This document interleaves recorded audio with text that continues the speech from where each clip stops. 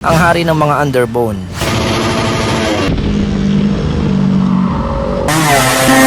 Popular sa mga drag racing at motor show. Sa forma at pagkakabuild ng motor. Aggressive at pang racing looks talaga. Ito ang Raider 150 ng Suzuki. At sa episode na ito, meron tayong customer dito na naka-Raider. At dineliver ang motor niya dito, hindi para mag-racing looks ha, kundi pogi looks at pang long ride.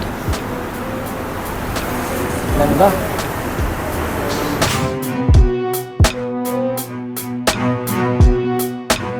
Ito ang request ng owner na isang seaman. Ilan na ba tinakbo na ito? Mga customer talaga ngayon, maluluho na eh. Ayan na ba? 1, 2. Bagong bago. Ito palang una niyang upgrade dito sa amin, yung upuan. Kaso, hindi siya umabot sa oras, kaya umalis na siya noon.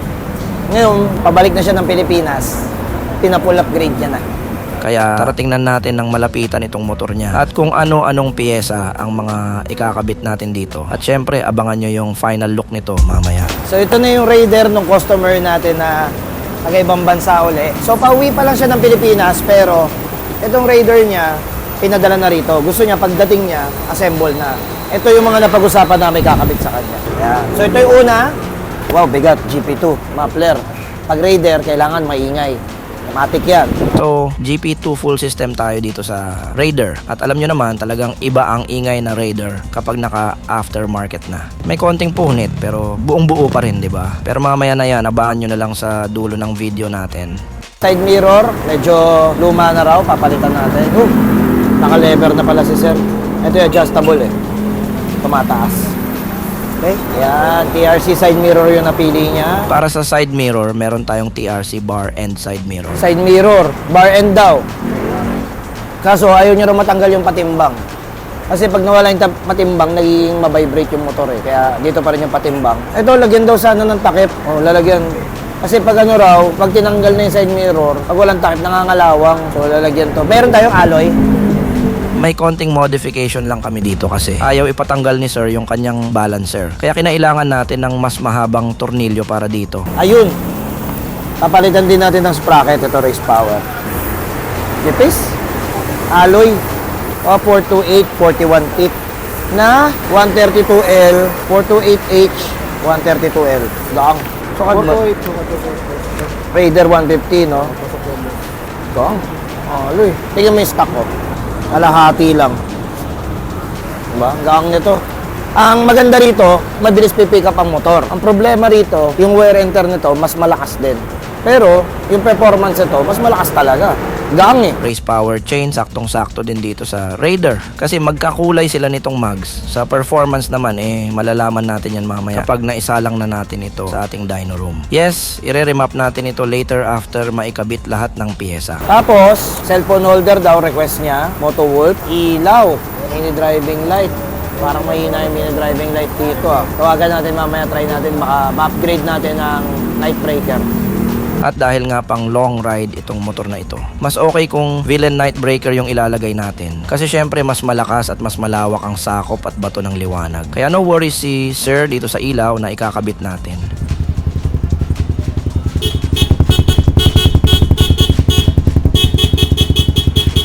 Sunod itong mga suspension. Ito, race power shock. Sa likod. Pang Raider. Fully adjustable. Pangit kasi talaga yung shock ng Raider as a stock.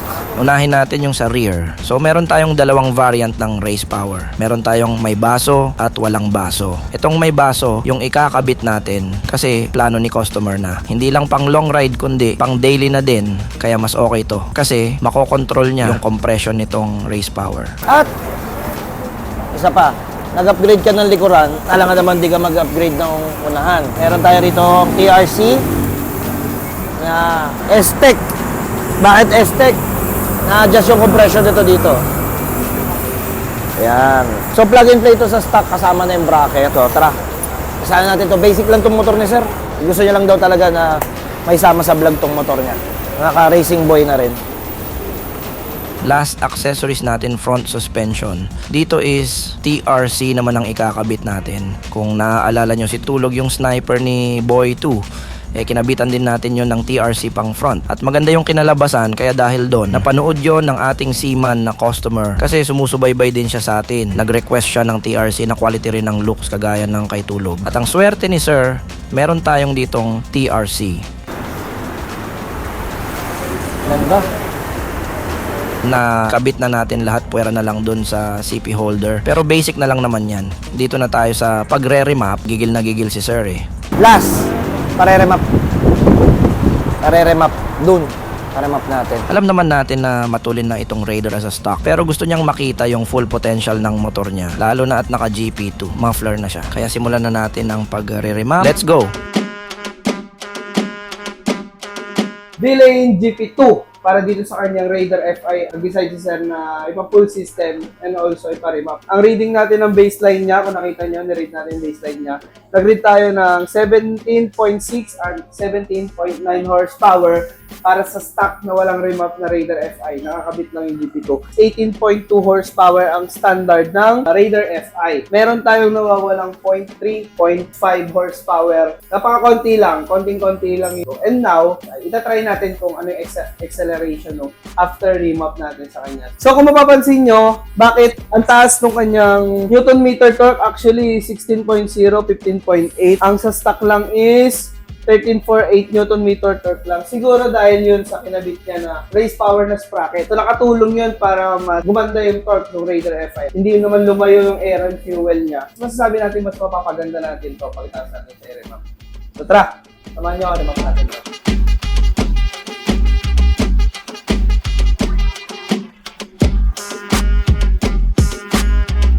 Okay, na-remap na tong Raider. Day 2. Na-remap na ba?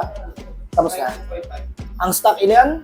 18.2. 18.2. Ilan nakuha natin ngayon? Yung baseline natin na naka-18 ko, 17.9. 17.6. Bumaba ng mga 2.2. Nung na-remap, 19.9.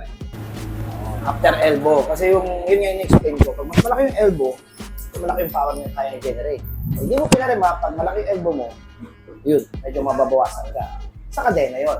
Sa scooter, pwede mong i-adjust sa pang-ibig. So, yun yung commuter bike ni Sir na naka-fully loaded, pinaremap pa. Deliver na lang, no? Deliver na lang mag-ulit siya. Oo. Sige. Loaded. Ito, Raider build. Sige, tara. Pakita natin yung top speed after remap.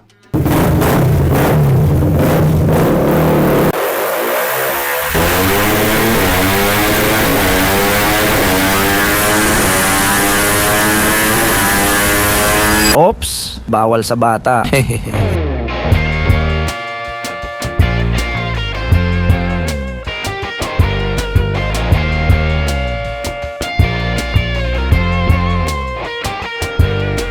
All set na para dito sa Raider 150 FI. Kaya naman ihahatid na natin siya sa ating customer. Salamat sa tiwala at ride safe po sa inyo. See you sa next build natin mga ka-Z1 Nation.